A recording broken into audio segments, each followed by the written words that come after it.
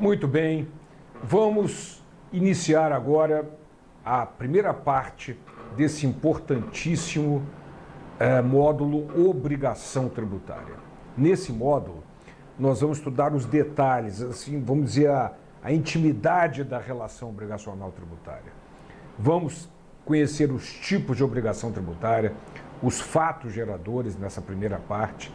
Depois, nas outras 6 partes, vamos conhecer o sujeito ativo, o sujeito passivo, a questão da solidariedade, da capacidade tributária passiva, do domicílio tributário e as hipóteses de responsabilidade. E numa 6ª parte, alguns exercícios a respeito desse título, obrigação tributária. Ok? Então, um título da maior importância dentro do nosso direito tributário. Então, vamos lá.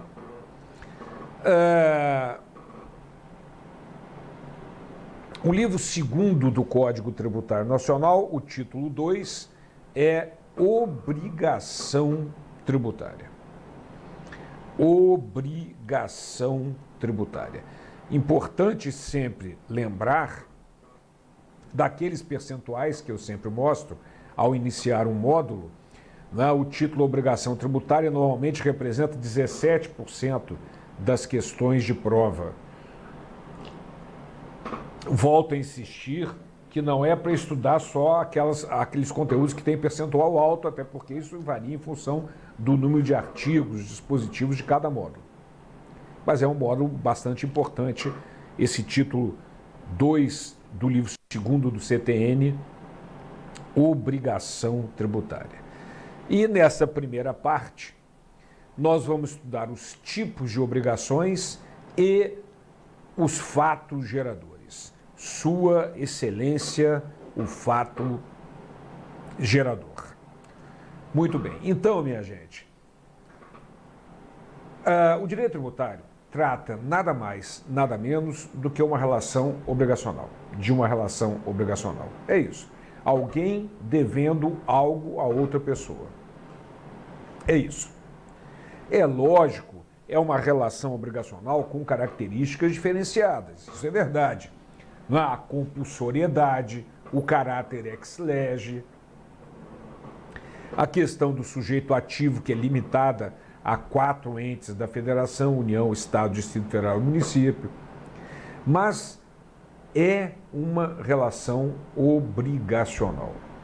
Então, neste módulo, obrigação tributária, nós vamos entrar na intimidade dessa relação. Ou seja, saber exatamente como se forma, vamos estudar a sua excelência, o fato gerador, que é o que faz com que surja toda essa relação obrigacional. Ok? Muito bem, então vamos lá. Tipos de obrigação tributária. Tipos de obrigação tributária. O artigo 113 determina que a obrigação tributária é principal ou acessória no seu caput. Ora, não existe algo mais fácil de entender. A obrigação principal envolve sempre pagamento, seja de tributo, seja de penalidade, seja lá do que for. Pagamento é a obrigação principal. E a obrigação acessória? É tudo aquilo que não envolve pagamento. É obrigatória a emissão de nota fiscal, obrigação acessória. Positiva, porque é de fazer alguma coisa. É proibido manter em local não escrito mercadoria estocada, obrigação acessória negativa, de não fazer alguma coisa. Agora, falou a palavra pagamento, apareceu a palavra pagamento, seja lá do que for, obrigação tributária principal. Não há como errar. Eu vou errar, não consegue. Não consegue. Ok? É muito fácil. Então vamos voltar. Parágrafo 1º. A obrigação principal surge com a ocorrência do fato gerador. Veja a importância do fato gerador. A obrigação principal surge com a ocorrência do fato gerador. É muito importante a ocorrência do fato gerador para o surgimento de toda essa relação obrigacional tributária. Ok? Então, a obrigação principal surge com a ocorrência do fato gerador, tem por objeto pagamento.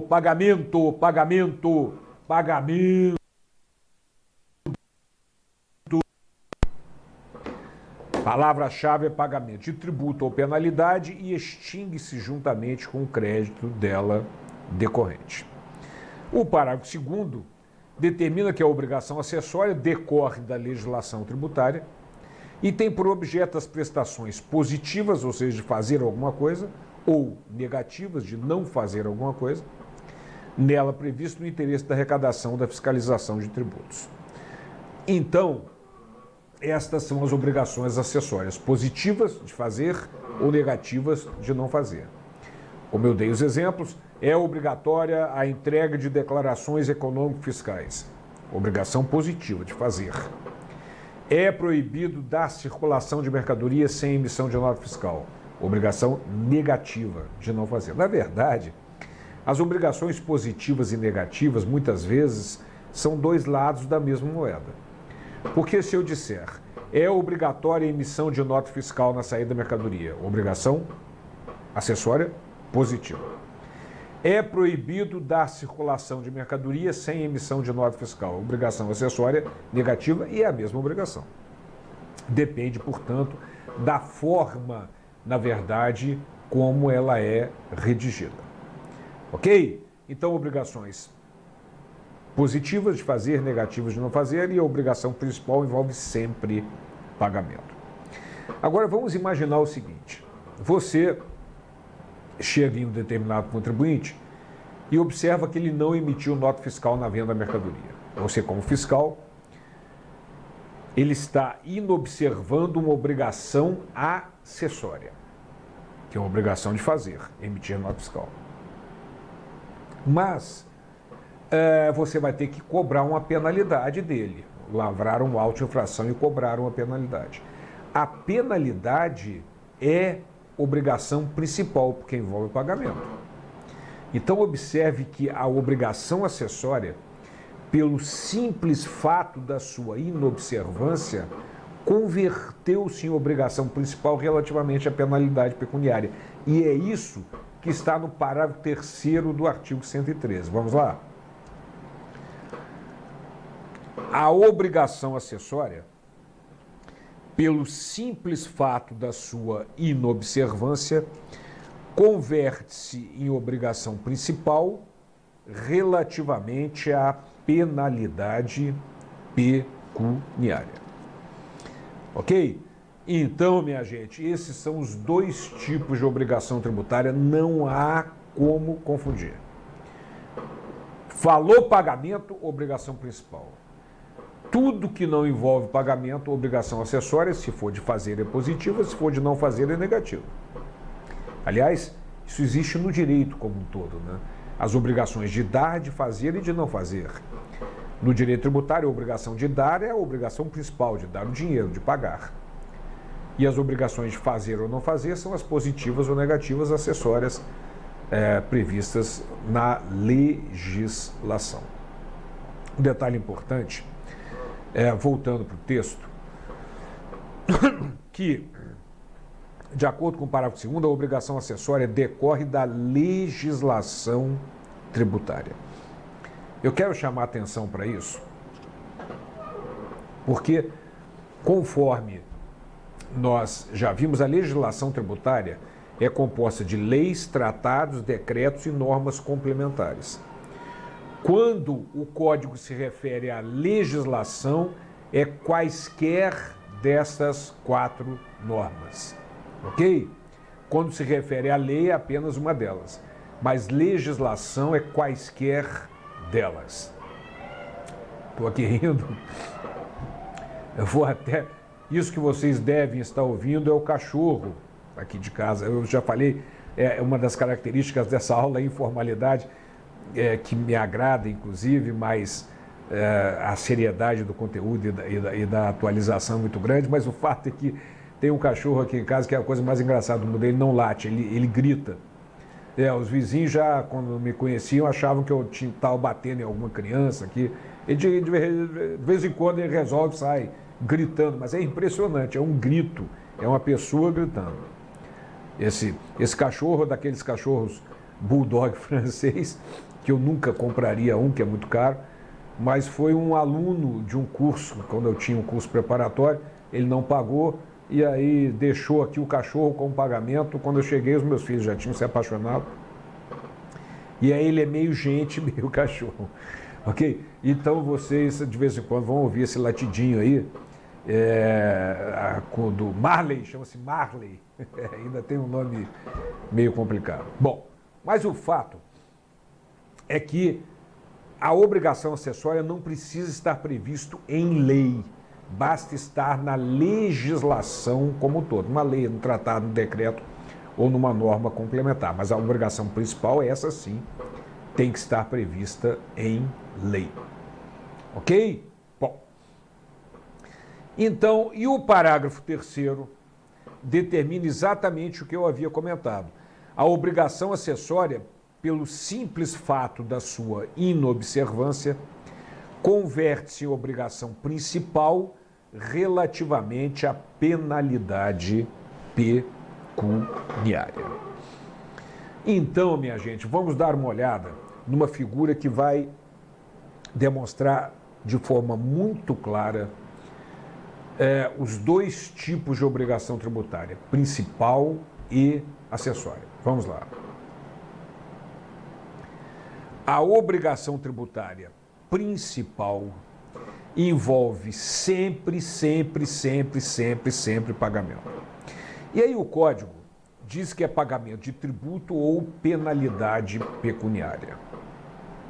Observe que, na verdade, o Código foi meio sucinto demais, porque existe atualização monetária, existe juro de mora. Então, não é só tributo e penalidade. Ele não colocou de forma muito clara, mas tudo que envolve pagamento é obrigação principal. Ok? Voltando. E a obrigação acessória são obrigações positivas, ou seja, de fazer alguma coisa, ou negativas, que são aquelas de não fazer alguma coisa, por interesse da fiscalização. Certo?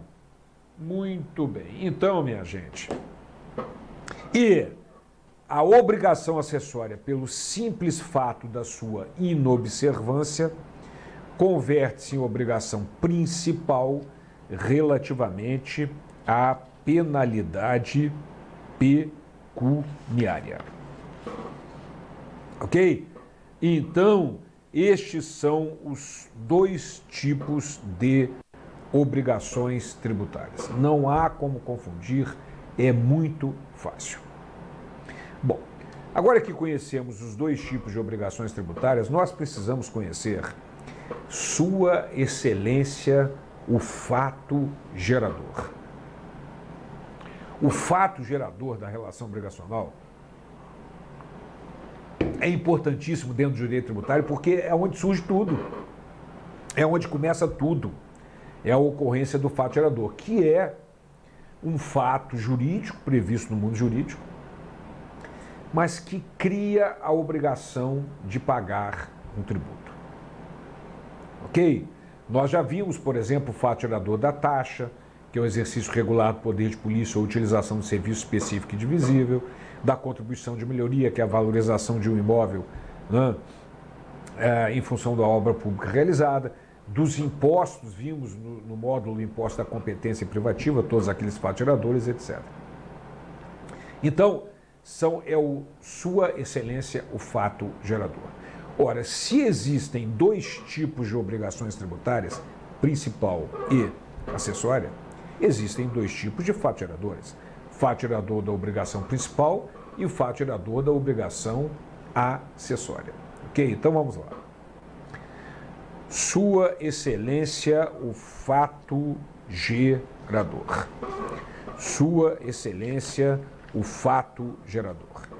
Ora, de acordo com o artigo 114 do Código Tributário Nacional, o fato gerador da obrigação principal, olha só, o fato gerador da obrigação principal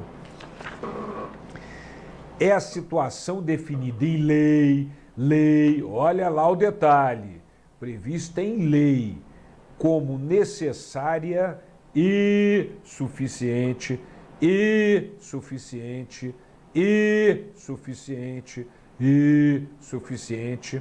para a sua ocorrência.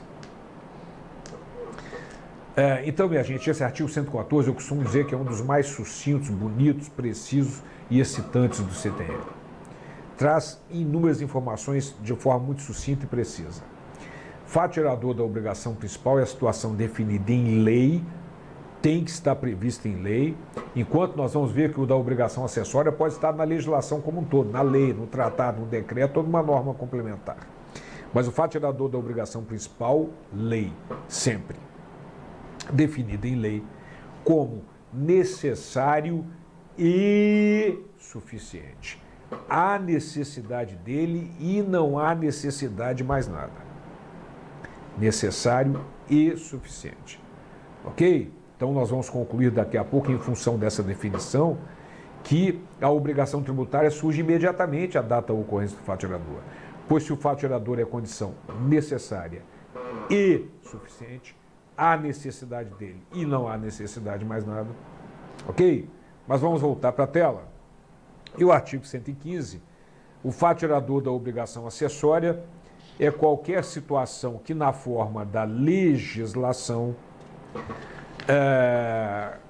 aqui observem legislação, portanto, leis, tratados, decretos, normas complementares podem tratar de uma obrigação acessória. Impõe a prática ou abstenção de ato, a prática obrigação positiva, abstenção de não fazer obrigação negativa, que não configure obrigação principal. Ok? Então, não há como errar. Fato gerador da obrigação principal, lei. Fato gerador da obrigação acessória, legislação. Então, vamos imaginar que um decreto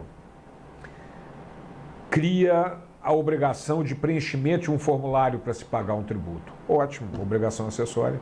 Uma norma complementar, ótimo. Agora, pagamento tem que estar previsto em lei. Fato gerador da obrigação principal, sempre previsto em lei. Então, vamos visualizar isso?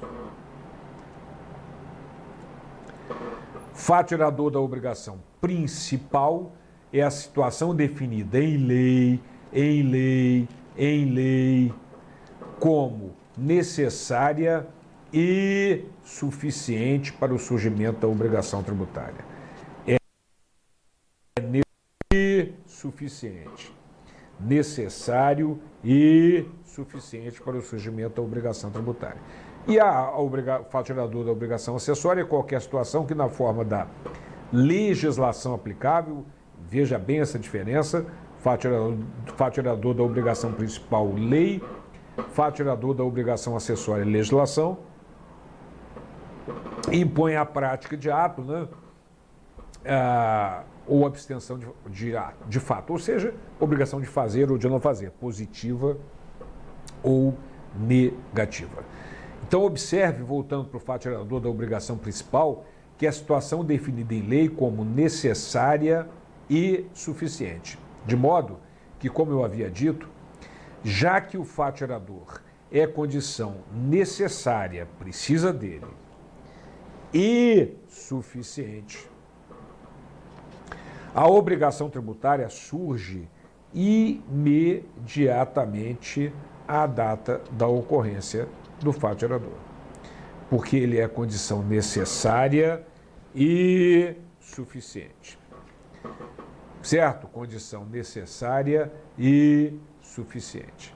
Muito bem, então ele surge imediatamente à ocorrência do fato gerador. Mas aqui tem um detalhe importante.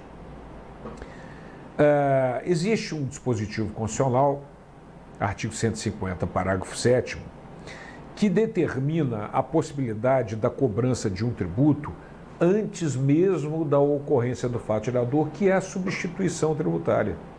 Vamos olhar essa figura para relembrar? Na substituição tributária, o fato gerador 1 é a saída da indústria, ocorre o ICMS 1, a obrigação de pagar o ICMS 1. E o fato gerador 2 é a saída do mercado para que surja a obrigação de pagar o ICMS 2. Mas, na substituição tributária, o ICMS 2 será recolhido antecipadamente pela indústria, antes mesmo que ocorra o fato gerador 2. E aí você vai dizer, Borba, mas o fato gerador não é condição necessária e suficiente? Ora, como que pode se cobrar um ICMS antes mesmo da ocorrência do fato gerador? Então vamos lá, é o chamado fato gerador presumido.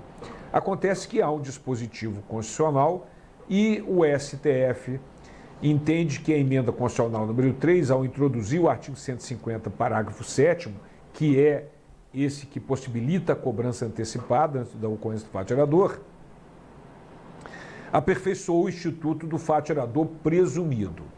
A lei complementar por igual definiu o aspecto temporal do fato gerador presumido como sendo a saída da mercadoria do estabelecimento do contribuinte substituto.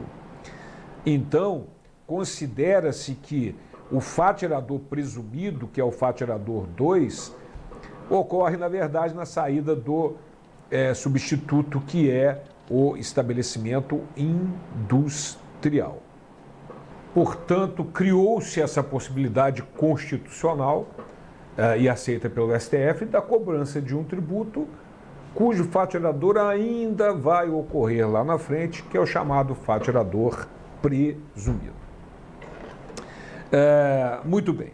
Agora, existe uma expressão no Código que vocês precisam conhecê-la agora, conviver com ela, que é uma expressão traiçoeira e perigosa, que é a expressão salvo disposição de lei em contrário. Por que é uma expressão perigosa? Porque o Código estabelece uma regra, mas permite que o legislador a modifique. Permite ao legislador que estabeleça algo em contrário.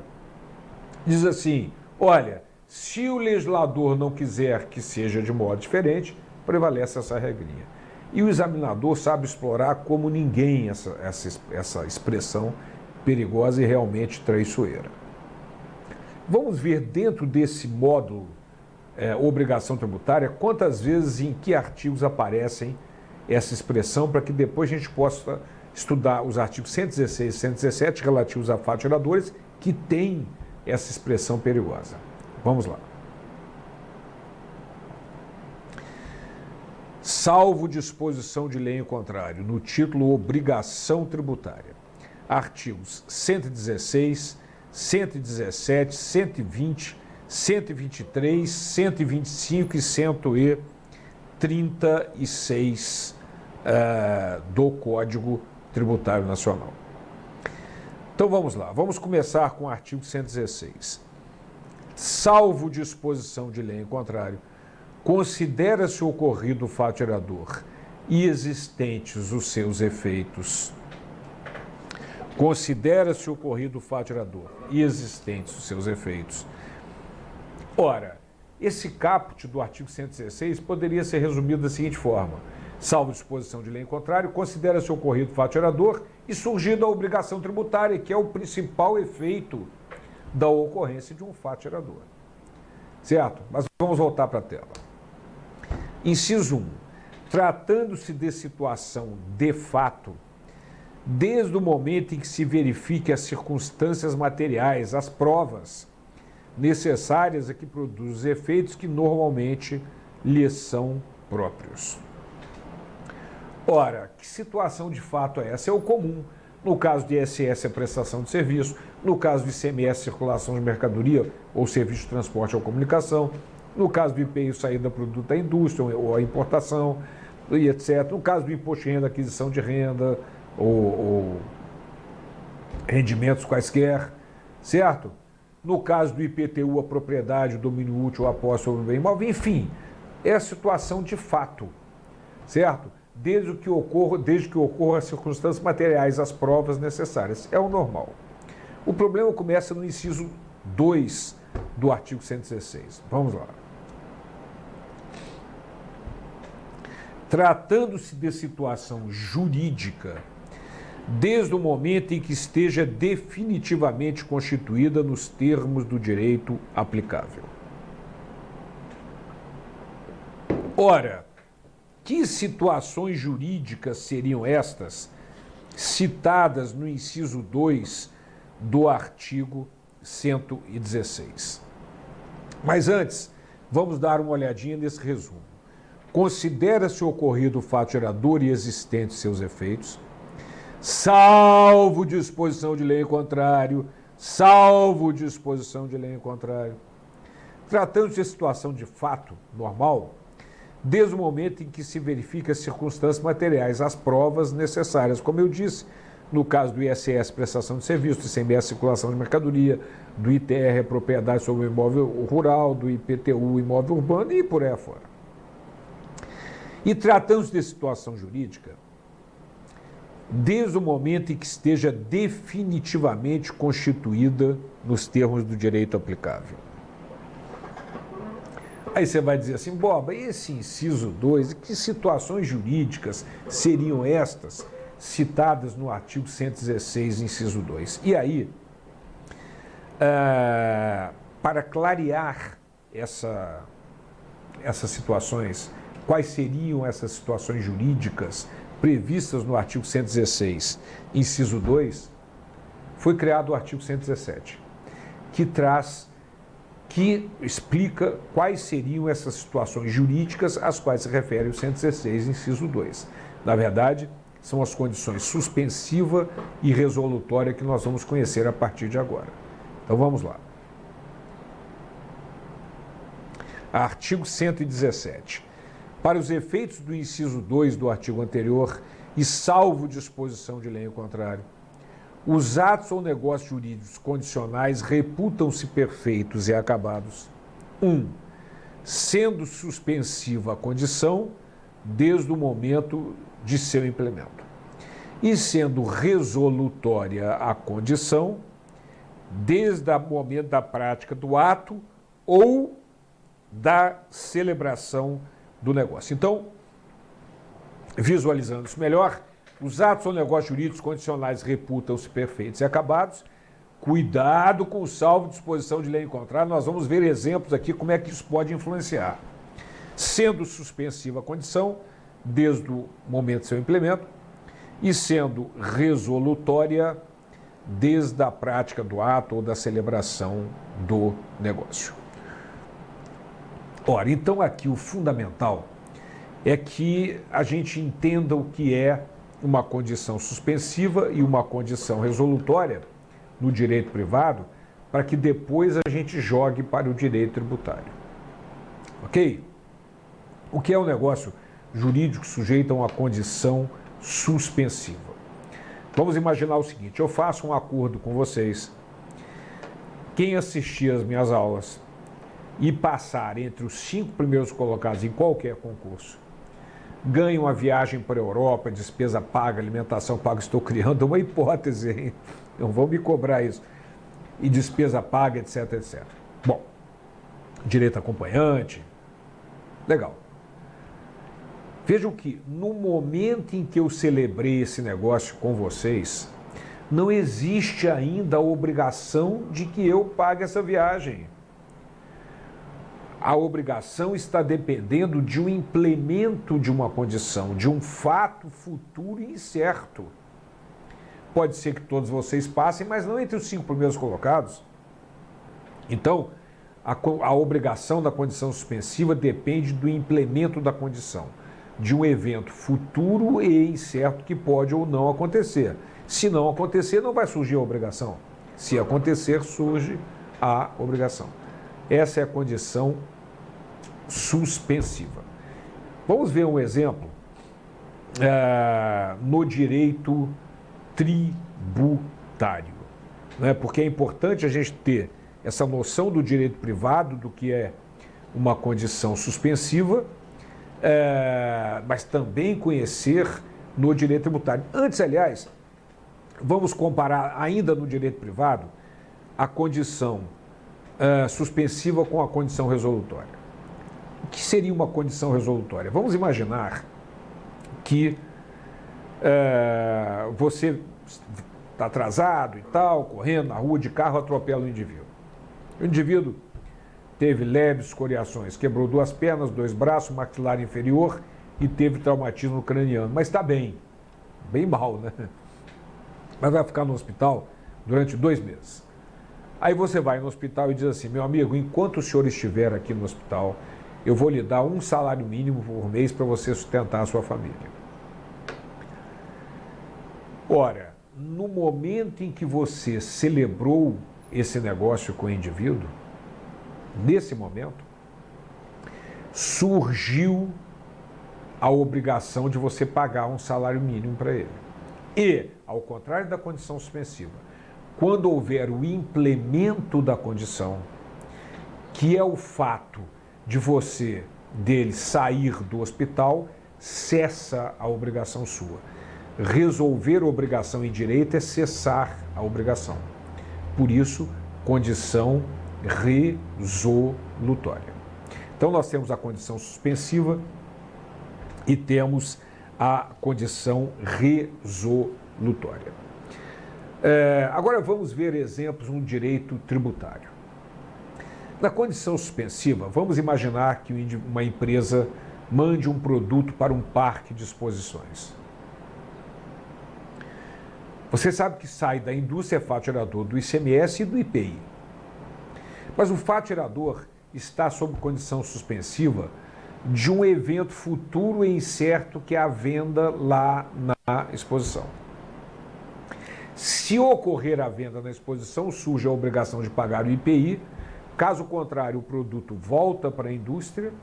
Não surgiu a obrigação de pagar o IPI porque estava sob condição suspensiva de um evento futuro e incerto que não ocorreu. Certo? Se ocorrer, né, se houver um implemento da condição, aí sim surge a obrigação de pagar o IPI.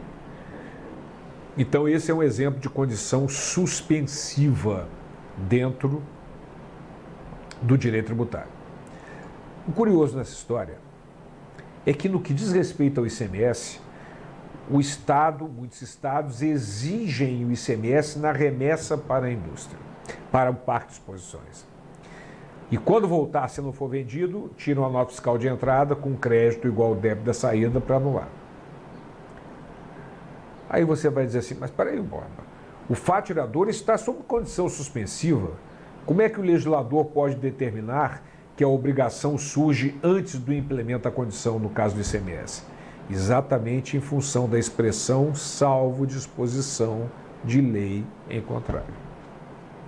Então, voltando para a tela, olha o salvo disposição de lei em contrário, sendo suspensiva a condição desde o momento do seu implemento, mas tem o salvo disposição de lei em contrário. Então, na condição suspensiva,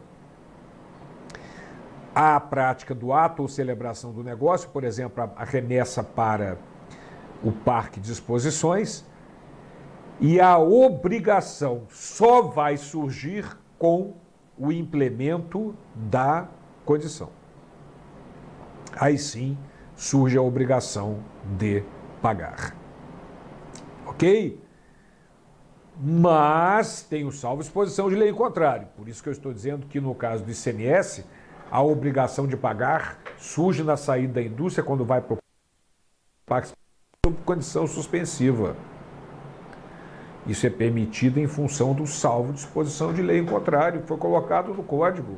É uma norma de eficácia, sem dúvida, mas que permite ao legislador que a modifique.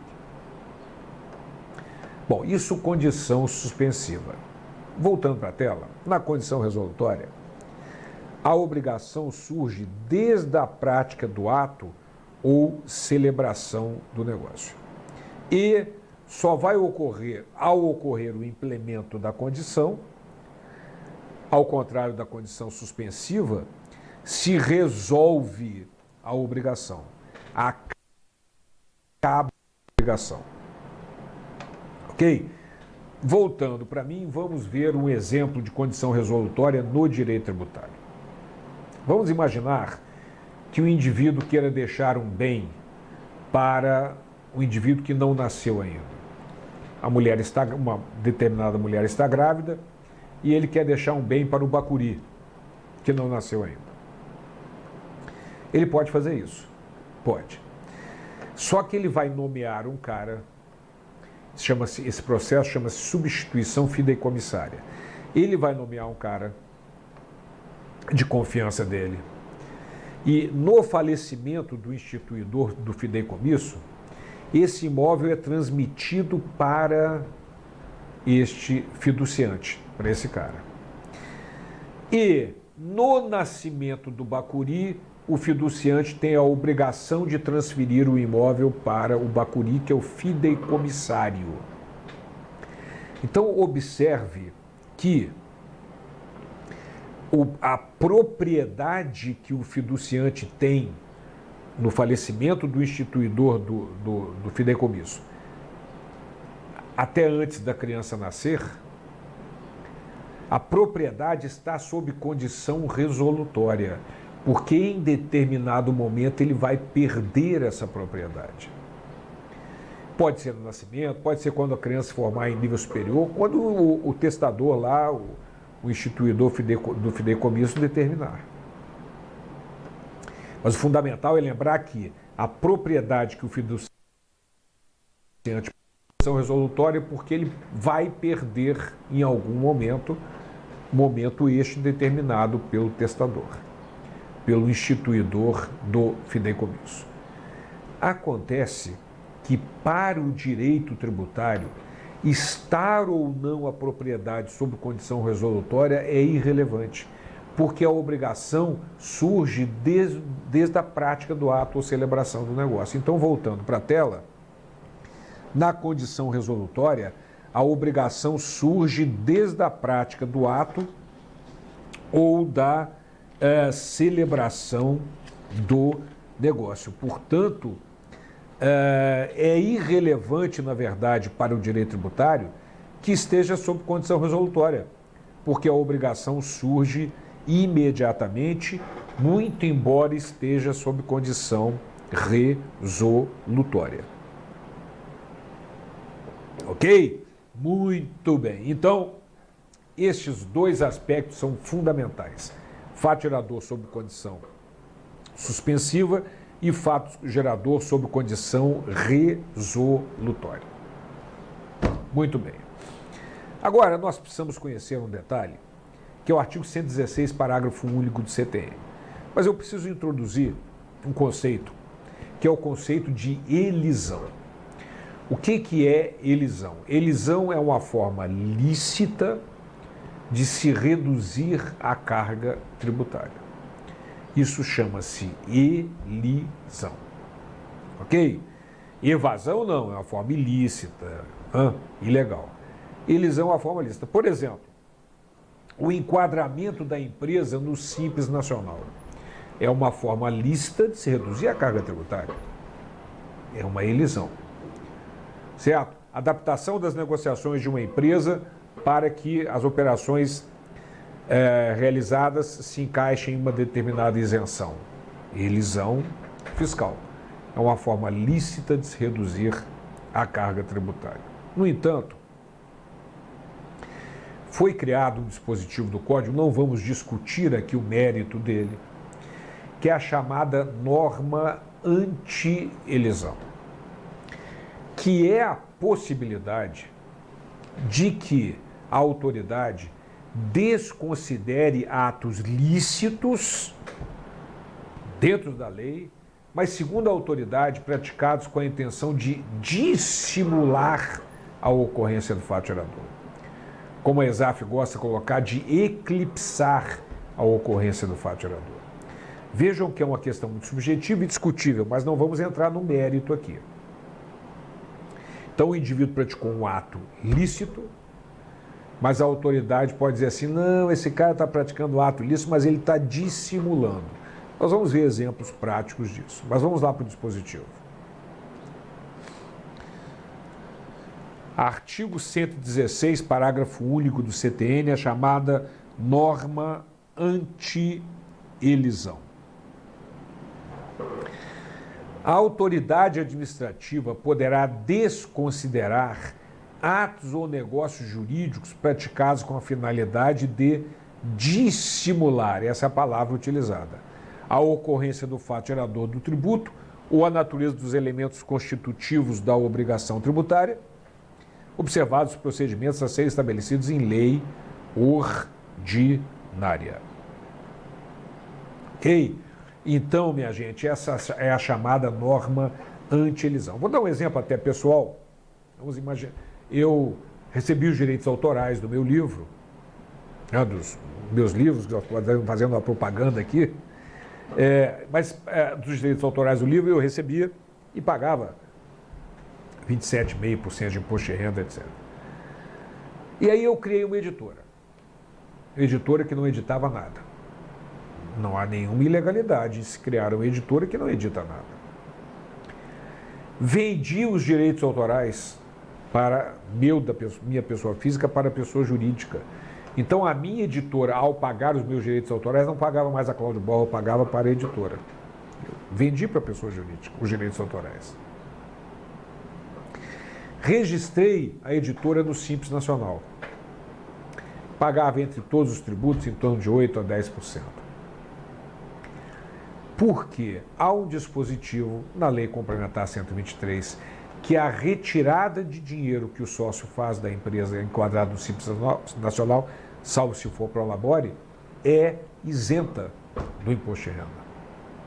Então, dessa forma lícita, eu criei uma empresa, enquadrei ela no Simples, ao invés de pagar 27,5% como vinha pagando, passei a pagar 8%, 10% de imposto de renda, entre todos os tributos que é o Simples Nacional.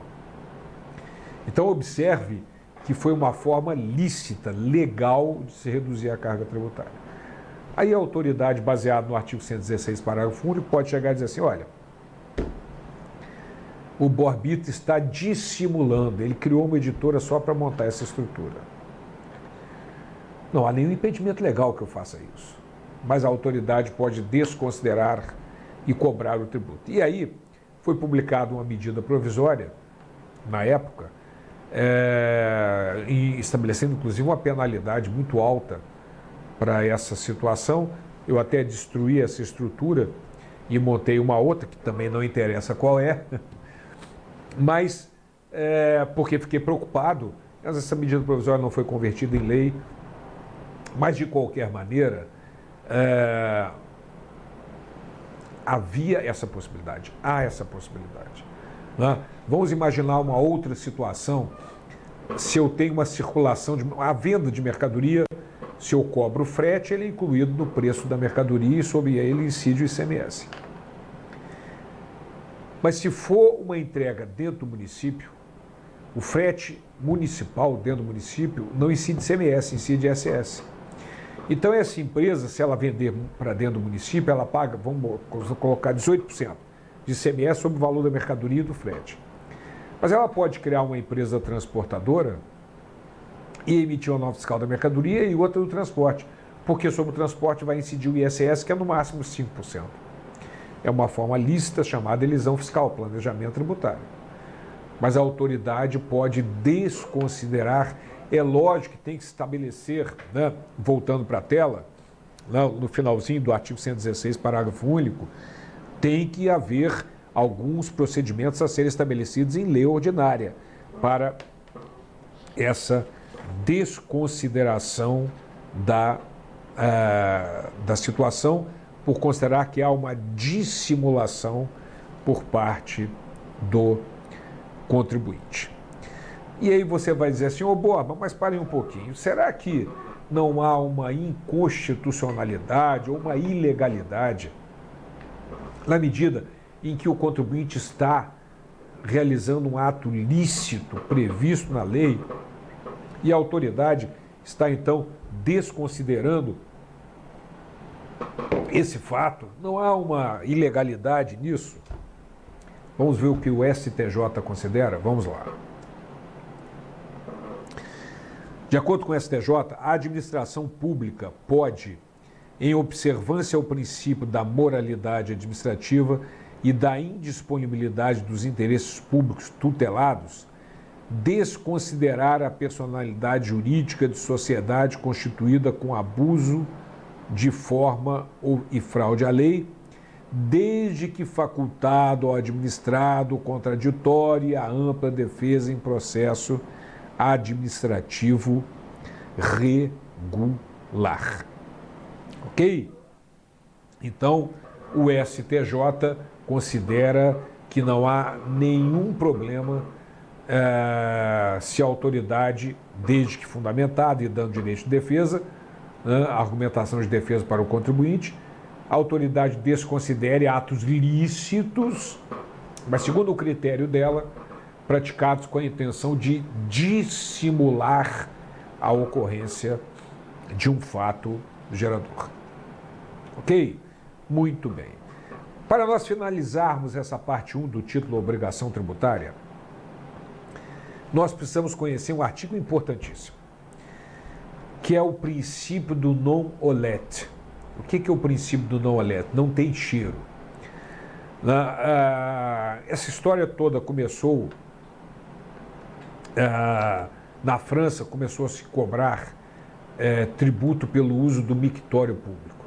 Então a população se revoltou e disse que o dinheiro público estava fedendo a urina. E aí lançou-se esse princípio do non-olet. Não interessa o cheiro, não interessa de onde vem. Se o fato é tributado, é tributado. Não interessa a licitude, não foi crime. Vamos entender melhor isso? Vamos para o artigo 118 do nosso CTN. A definição legal do fato gerador é interpretada abstraindo-se, 1. Da validade jurídica dos atos efetivamente praticados pelos contribuintes responsáveis ou terceiros, bem como da natureza do seu objeto ou dos seus efeitos, e dos efeitos dos fatos efetivamente ocorridos. Isto é o que determina o nosso artigo 118. Então, minha gente, muito cuidado. Não interessa licitude ou ilicitude. O fato gerador é interpretado abstraindo-se a validade jurídica dos atos efetivamente praticados. Né? Então, se o indivíduo ganhou dinheiro irregularmente, por que na época o Paulo Maluf e o filho foram presos? Supostamente, não estou culpando ninguém, eles foram presos supostamente porque mandaram dinheiro para o exterior, para a Eucatex no exterior, dinheiro desviado, dinheiro público, supostamente. Mas eles não foram pegos por desvio de dinheiro público. Eles foram presos por sonegação fiscal. Eles deixaram de recolher o imposto sobre aquele dinheiro supostamente mandado ilegalmente. Então não interessa se o fato gerador provém de um ato ilícito, ilegal. Se houve aquisição de renda, no caso dessa remessa para o exterior, ocorre o fato gerador. Não interessa licitude ou ilicitude. Ah, Bob, então eu vou roubar um banco, vou declarar que roubei e pronto, pago o tributo e estou livre. Não é isso. O fato gerador é interpretado abstraindo-se a validade jurídica e os efeitos. Você vai ser preso, os outros efeitos continuam normais. Mas o fato gerador ocorre normalmente. Não interessa a licitude ou ilicitude do ato praticado. Se o indivíduo ganhou dinheiro através da corrupção passiva, o servidor público, certo? Ele tem que pagar imposto de renda sobre isso. Tem que pagar imposto de renda sobre esse dinheiro que ele ganhou ilegalmente através de propina. Ok? Um caminhão carregado de cocaína. Ocorre fato gerador do ICMS, circulação de mercadorias? Sem dúvida que sim. Sem dúvida que sim. Ô Borba, quem é que vai cobrar o imposto? Aí é um outro problema, né?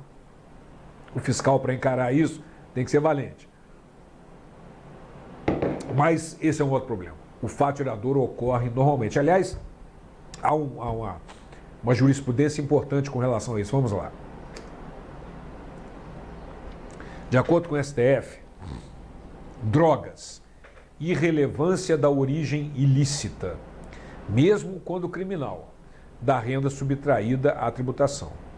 A exoneração tributária dos resultados econômicos do fato criminoso, antes de ser corolário do princípio da moralidade, constitui violação ao princípio da isonomia fiscal de manifesta inspiração ética. Ou seja, em outras palavras, não interessa como o cara ganhou o dinheiro. Isso é problema da polícia, certo? Não interessa. O que interessa para a Receita Federal é que ele auferiu renda e tem que pagar imposto sobre isso. Isso é muito fácil. Por exemplo, você pega um jogador de futebol, muitos deles não tinham nada, absolutamente, nenhuma bola para jogar. De repente, seu patrimônio fica gigantesco. E ele não declara que recebeu esse dinheiro todo. Ora, é muito fácil. O patrimônio aumentou em 50 milhões e ele declarou para a Receita que ganhou nesse período 10 milhões, alguma coisa está errada. Então ele vai ser tributado nesses outros 40 milhões, normalmente com imposto e multa. Ah, não, mas ele ganhou esse dinheiro irregularmente, através da transação do dinheiro. Não interessa a licitude ou ilicitude do ato praticado. E como eu disse, não quer dizer que ao pagar o tributo está se legalizando. É óbvio que não. É óbvio que não. Então o fato gerador é interpretado abstraindo-se a validade jurídica dos atos efetivamente praticados, os efeitos, ele vai ser preso, isso é um outro problema. Legal? Muito bem. Para nós finalizarmos essa questão do fato gerador, eu quero colocar dois conceitos doutrinários importantes. Vamos lá. Estes são os aspectos do fato gerador. No âmbito doutrinário, o fato gerador é estratificado nos seguintes aspectos: material, temporal, espacial, pessoal e quantitativo. Certo? Muito bem. Então vamos lá. Vamos colocar o ICMS, por exemplo. O aspecto material é a circulação da mercadoria, entre outros, né? O aspecto temporal é quando circulou a mercadoria. O aspecto espacial, onde houve a circulação da mercadoria. O aspecto pessoal define o sujeito ativo e o sujeito passivo. O sujeito passivo é o estabelecimento que deu a circulação à mercadoria. E o aspecto quantitativo é o quanto do tributo que terá que ser pago, multiplicando-se o valor da mercadoria pela alíquota, etc. Então, aspecto material, temporal, espacial, pessoal e quantitativo. Ok? Estes são um estudo doutrinário, etc., mas é muito cobrado em prova. Os aspectos do fato gerador. E aí sim, para finalizar essa primeira parte do título Obrigação Tributária, nós precisamos conhecer os tipos de fatos geradores. Vamos lá? Nós temos o fato gerador simples ou instantâneo, que ocorre em um determinado momento, um determinado instante. Por exemplo, circulou mercadoria, fato gerador de ICMS. Prestou o serviço, fato gerador do ICMS. Saiu o produto da indústria, fato gerador do IPI. Certo? Então são fatos geradores simples ou instantâneos. Ocorre em um determinado momento, um determinado instante. Vamos adiante. Fato gerador contínuo ou continuado. Ele é formado por um só fato jurídico, mas abrange um período de tempo. Ele abrange um período de tempo. Vamos lá. No caso do IPTU, é composto por um único fato gerador, que é a propriedade sobre o veículo durante o ano, do imóvel durante o ano. Do IPVA, a propriedade sobre o veículo durante um ano. Então, são fatos geradores contínuos ou continuados. E, finalmente, o fato gerador complexo ou complexivo. Este, nos moldes do contínuo ou continuado, ele abrange também um período. Só que é um detalhe fundamental. Ele é composto por vários fatos jurídicos que, somados ao final do período, dão um só fato gerador. É o caso típico do imposto de renda. Composto por vários fatos jurídicos, são as aquisições de renda durante aquele período, que somados no final do período dão um só fato gerador. Então, voltando para a imagem, vamos imaginar que o indivíduo adquiriu, no fato gerador complexo ou complexivo, recebeu 13 salários no ano. Quantos fatos geradores do imposto de renda ocorreram? Quantos fatos geradores do imposto de renda ocorreram? Um só.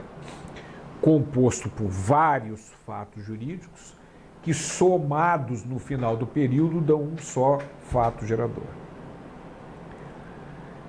Certo? Então, observe que o fato gerador contínuo ou continuado tem como semelhança, com relação ao complexo ou complexivo, o fato de abranger um período. Mas o que os diferencia é que o contínuo ou continuado é composto por um único fato jurídico, que é a propriedade de um bem sobre aquele ano, normalmente no Brasil, e o complexo ou complexivo formado por vários fatos jurídicos que, somados no final do período, dão um só fato gerador. É o caso típico do imposto de renda. O contínuo ou continuado é o caso do IPTU, é o caso do IPVA, é o caso do ITR. Mas é importante lembrar que você não pode afirmar que determinado imposto tem sempre um fato gerador simples ou instantâneo, contínuo ou continuado, complexo ou complexivo. Isso pode variar. No caso do imposto de renda, quando você tem as antecipações mensais de retenção e chega em abril do ano seguinte, você faz a sua declaração, você pode ter que pagar mais ou ter restituição, porque você vai constituir um único fato gerador, que são composto por vários fatos jurídicos, são as aquisições de renda durante aquele ano, é o fato gerador complexo ou complexivo. Mas se você vai fazer uma aplicação financeira, a União vai e tira o imposto de renda na hora. Então, isso pode ter uma variação. Legal? Não dá para você afirmar que determinado imposto é sempre lançado através de determinado tipo de fato gerador. Muito bem. Então, minha gente, com isso nós terminamos essa primeira parte do módulo Obrigação Tributária. Estudamos os tipos de obrigação tributária e, sua excelência, o fato gerador. Na continuação, nas outras partes relativas à obrigação tributária, nós vamos estudar o sujeito ativo, o sujeito passivo, a questão da solidariedade, capacidade tributária passiva, domicílio tributário e responsabilidade tributária, e depois fazer alguns exercícios sempre no final de cada módulo. Até lá!